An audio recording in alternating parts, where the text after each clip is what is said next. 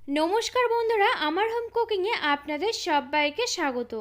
আজকে আমি চলে এসেছি আবার একটি নতুন রেসিপি নিয়ে। তো ভিডিওটি কথা স্কিপ না করে পুরোটা দেখার জন্য আপনাদের কাছে আমার একান্তভাবে অনুরোধ রইল। আজকে আমি আপনাদেরকে বানিয়ে দেখাচ্ছি খুব সুন্দর এবং সহজভাবে দারুণ স্বাদের একটি পিঠের রেসিপি। এখন যেহেতু শীতকাল মানেই কিন্তু পিঠে পুলি। আর এই শীতকালের সিজনে যদি আপনারা এরকম ধরনের একটি নতুন পিঠে তৈরি করে পরিবারের সকলকে পরিবেশন করেন, তবে দেখবেন সকলে কিন্তু ভীষণই অবাক হয়ে যাবে আর খুশিও হয়ে যাবে। কারণ এই পিঠেটা কিন্তু তৈরি করতে কোনো রকম চালের গুঁড়োর কোনো প্রয়োজন হয় না, খুব সহজে কিন্তু অল্প কিছু উপকরণ দিয়ে বানিয়ে ফেলা যায়। পিঠেটা তৈরি করার আগে দেখুন এখানে একটি আমি পুর তৈরি করে নিচ্ছি। এর জন্য আমি এর মধ্যে দিয়ে দিলাম এখানে 1 কাপ পরিমাণ নারকেল কোড়া। একই সঙ্গে এর মধ্যে দিয়ে দিলাম এখানে আমি 1/2 কাপ পরিমাণ আখের গুড়। এরপর এই পুরটার খুব সুন্দর একটা ফ্লেভারের জন্য এর মধ্যে দিয়ে দিলাম আমি 3টে এলাচ। আর এই এলাচটা কিন্তু অবশ্যই করে একটু এভাবে থেতো করে দেবেন, এতে করে কিন্তু ফ্লেভারটা আরও অনেক বেশি ভালো হবে। এখন এই নারকেল আর গুড় আর এলাচগুলোকে দেখুন খুব ভালোভাবে আমি নেড়েচেড়ে নিয়ে মিশিয়ে নিচ্ছি। আর এভাবে কিন্তু উনুনটা আমি মিডিয়াম টু লো ফ্লেমে রেখে নেড়েচেড়ে নিতে নিতে এখানে আমি খুব সুন্দরভাবে পুরটাকে একটু আঠালো করে তৈরি করে নিচ্ছি। ঠিক যেমনভাবে আমরা নাড়ু তৈরি করে থাকি তেমনভাবেই কিন্তু পুরটাকে এখানে রেডি করে নিতে হবে। এখানে দেখুন পুরটা কিন্তু আমার একেবারে রেডি করে নেওয়া হয়ে গিয়েছে। এখন আমি এটাকে একটি প্লেটের মধ্যে নামিয়ে রাখছি।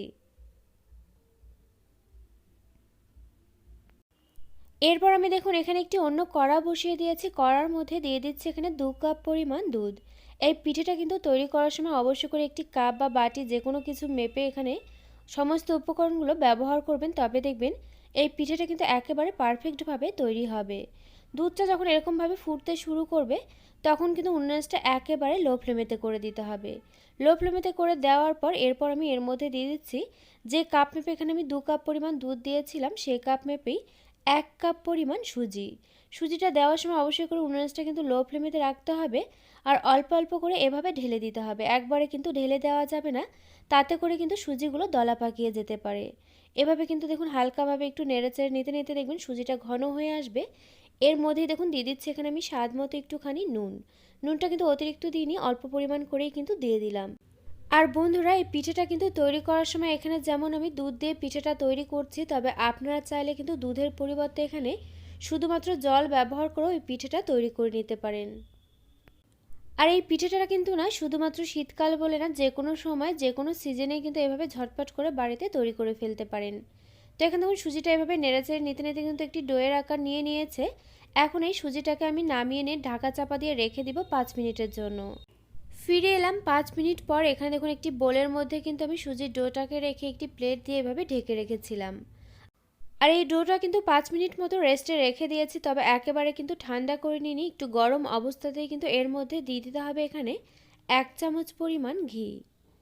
ঘিটাকে দিয়ে এই ডোটাকে আমি একটু সময় নিয়ে দেখুন হাত দিয়ে একটু খুব ভালোভাবে মেখে নিচ্ছি। আর ডোটা কিন্তু এভাবে মেখে নিতে নিতে দেখবেন আরও অনেকটাই নরম হয়ে যাবে।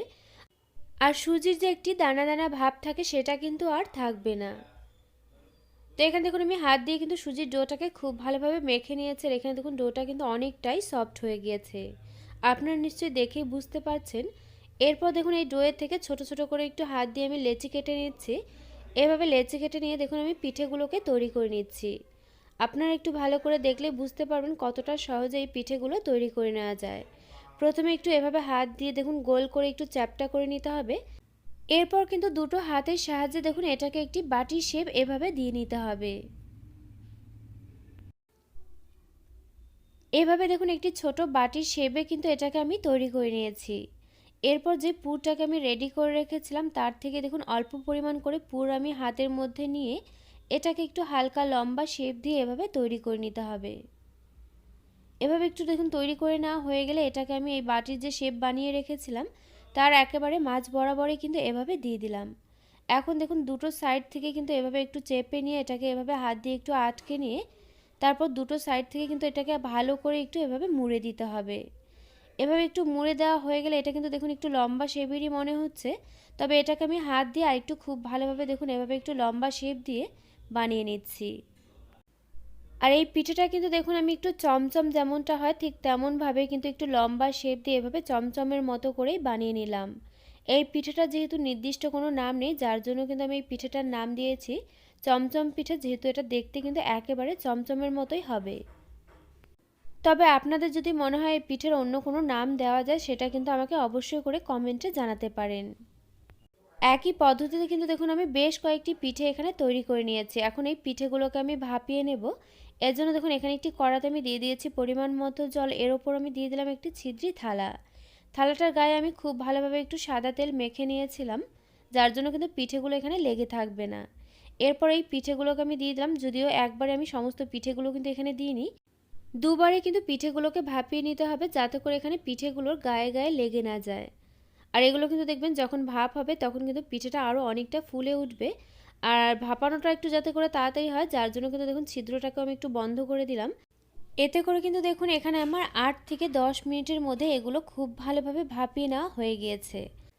এরপর আমি দেখুন এখানে একে একে একটি চামচের সাহায্যে এগুলোকে নামিয়ে রাখছি। আর একইভাবে কিন্তু একই পদ্ধতিতে আমি বাকি পিঠেগুলোকেও ভাপিয়ে নেব।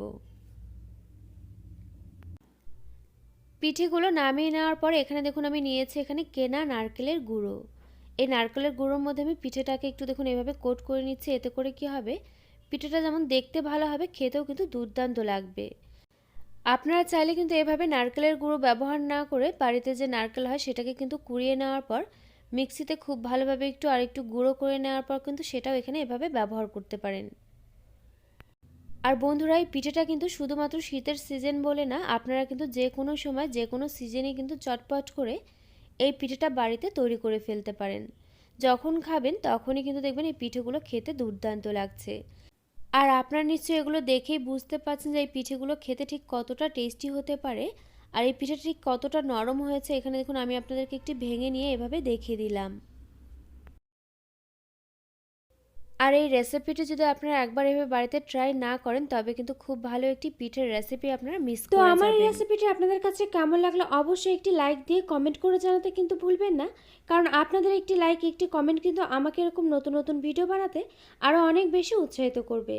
পাশে থাকা বেল আইকন অবশ্যই প্রেস করে দেবেন, এতে করে আমার নিত্য নতুন ভিডিওর আপডেট আপনাদের কাছে পৌঁছে যাবে সবার আগে।